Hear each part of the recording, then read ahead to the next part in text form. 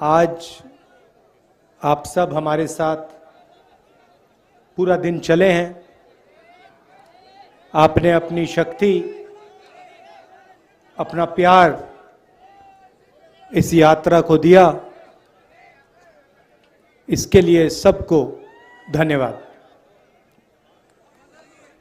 पीछे कृष्ण कुमार पांडे जी की फोटो है। उन्होंने यात्रा को अपनी जान दी और ये कांग्रेस पार्टी और हम कभी नहीं भूल पाएंगे।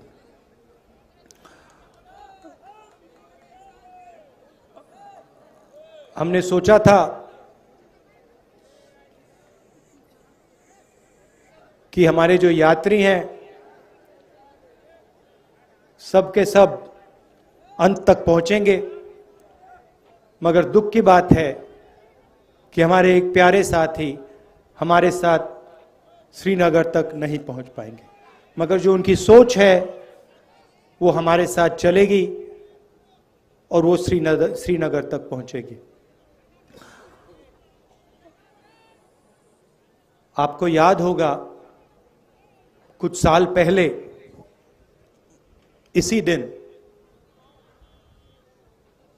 नरेंद्र मोदी जी ने नोटबंदी की थी। 8 बजे रात को, मतलब अभी 7 बज रहे हैं, इसके 1 घंटे बाद नरेंद्र मोदी जी टीवी पे आए और उन्होंने कहा कि मैं 500 रुपए और 1000 रुपए के नोट को रद्द करने जा रहा हूं और काले धन के खिलाफ मैं लड़ाई लड़ रहा हूं। सच्चाई ये थी कि नोटबंदी काले धन को मिटाने के लिए नहीं की गई। नोटबंदी जो हमारे छोटे व्यापारी हैं, स्मॉल और मीडियम बिजनेस चलाने वाले लोग हैं, जो हमारे किसान हैं, उन पर आक्रमण था और उसका नतीजा आज तक हिंदुस्तान के हर गरीब को दिख रहा है। नोटबंदी के बाद उन्होंने गलत जीएसटी लागू की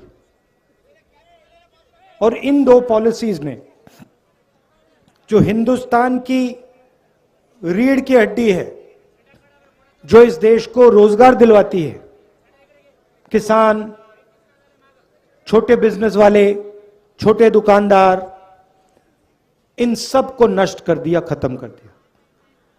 यहां आने से पहले मैं युवाओं से मिला, 5-10 युवाओं से मिला और मैंने उनसे सवाल पूछा। वो एग्जाम के बारे में आए थे, डेलीगेशन आया था,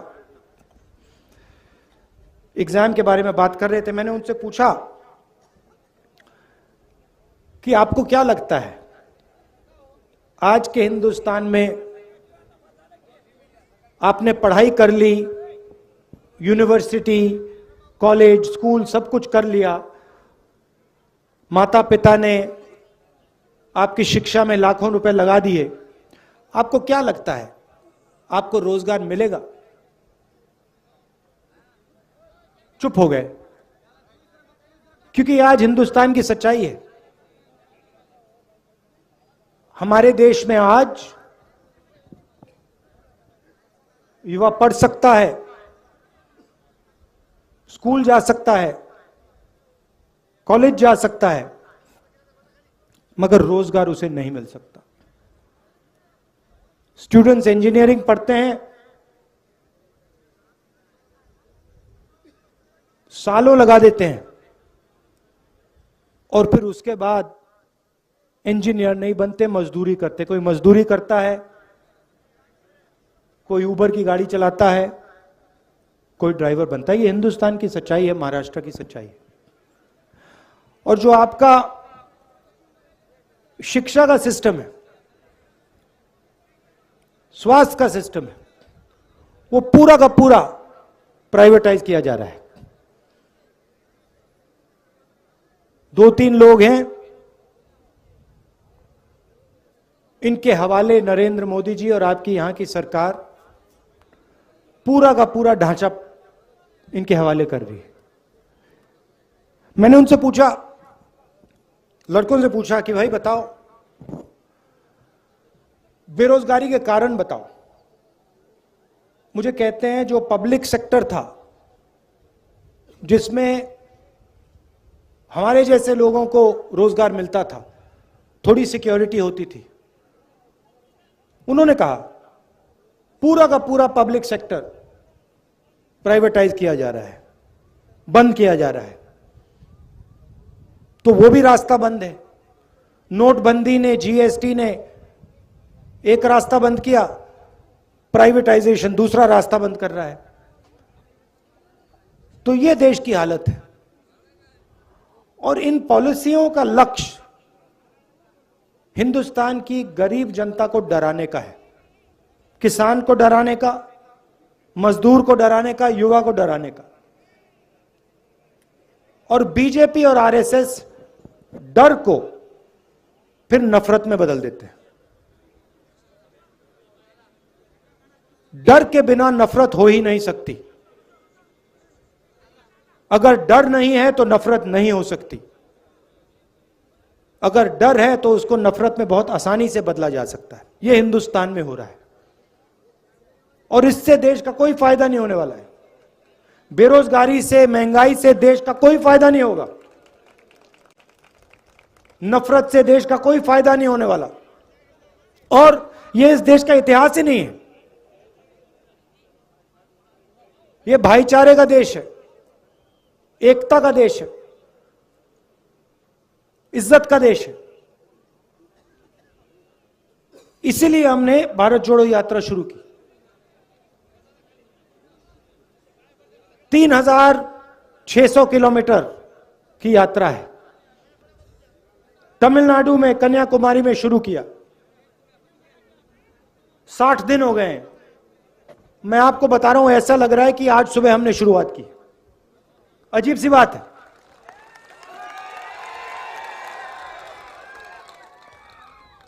हमारे यात्री, उनसे आप पूछो, किसी को समझ नहीं आ रही बात। 25-25 किलोमीटर हर रोज चलते हैं। 60 दिन से चल रहे हैं। अभी मैं भाषण दे रहा हूं, ऐसा लग रहा है कि 15 मिनट पहले मैंने शुरू किया है। ये हो क्या रहा है? आमतौर से आदमी सुबह उठता है, थकान नहीं होती, दिन भर काम करता है, शाम को थकान होती है ना? यहां अजीब सी बात है। यहां हम सुबह उठते हैं, थकान नहीं होती, 25 किलोमीटर चलते हैं, 25 किलोमीटर चलने के बाद थकान नहीं होती। मैंने सोचा ये हो क्या रहा है? जवाब बताऊं आपको। हम अपनी शक्ति का प्रयोग नहीं कर रहे। राहुल गांधी अपनी शक्ति का प्रयोग नहीं कर रहा। ये जो यात्री हैं, ये अपनी शक्ति का प्रयोग नहीं कर रहे हैं। हम सब आपकी शक्ति का प्रयोग कर रहे हैं। आप हमें पीछे से धकेल रहे हो। आपका प्यार हमें पीछे से धकेल रहा है। और ये आपका जो प्यार है, ये हमें श्रीनगर तक पहुंचाएगा। और वहां देखना, वहां मेरा भाषण देख लेना। वहां भी मैं यही कहूंगा कि मुझे समझ नहीं आया, 130-140 दिन हो गए, रोज 7-8 घंटे चले हैं, 25-30 किलोमीटर चल रहे, मगर थकान नहीं आ रही। क्योंकि आपकी आवाज है, आपका प्रेम है, और हम आपकी आवाज सुनने आए हैं। मैं यहां लंबा भाषण नहीं देना चाहता हूं। राजनेता आते हैं, 2 घंटे का भाषण करते हैं, कोई जरूरत नहीं है। हम यहां आए हैं 7 घंटे चलें, सुबह से शाम हम आपसे बात कर रहे हैं, किसानों से, युवाओं से। अभी विकलांग औरत मिली मुझे, उसके दिल में जो था उसने मुझे बताया, उसकी व्हीलचेयर को धकेला मैंने। हम आपकी बात सुनने आए हैं क्योंकि हम जानते हैं आप सब कुछ समझते हो। खेती के बारे में सीखना हो, किसी ब्यूरोक्रेट की जरूरत नहीं होती है। खेती के बारे में सीखना हो तो किसान के साथ बैठ जाओ, 15 मिनट में वो आपको समझा देगा जो समझना है। वो क्या कह रहा है? कह रहा है कि हमारा कर्जा माफ नहीं होता। हिंदुस्तान के अरबपतियों का कर्जा 2 मिनट में माफ हो जाता है, हमारा नहीं होता। हमने क्या गलती की? हमने कौन सी गलती कर दी? वो बता रहा है, कहता हमें एमएसपी नहीं मिलती।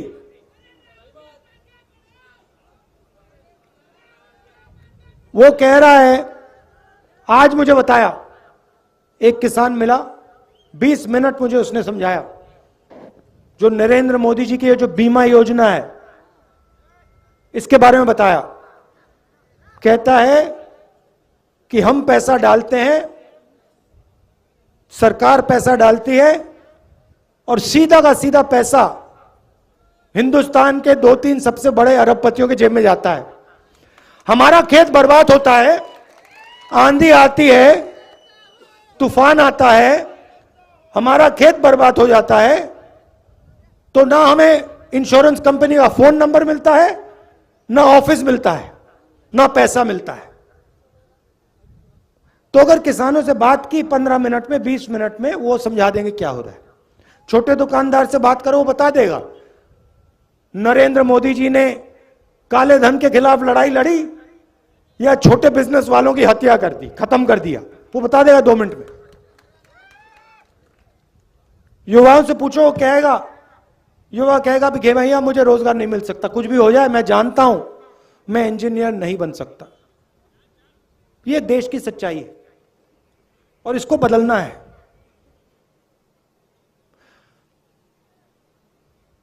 और ये देश में आरएसएस और नरेंद्र मोदी जी ने, बीजेपी ने नफरत की राजनीति शुरू की है।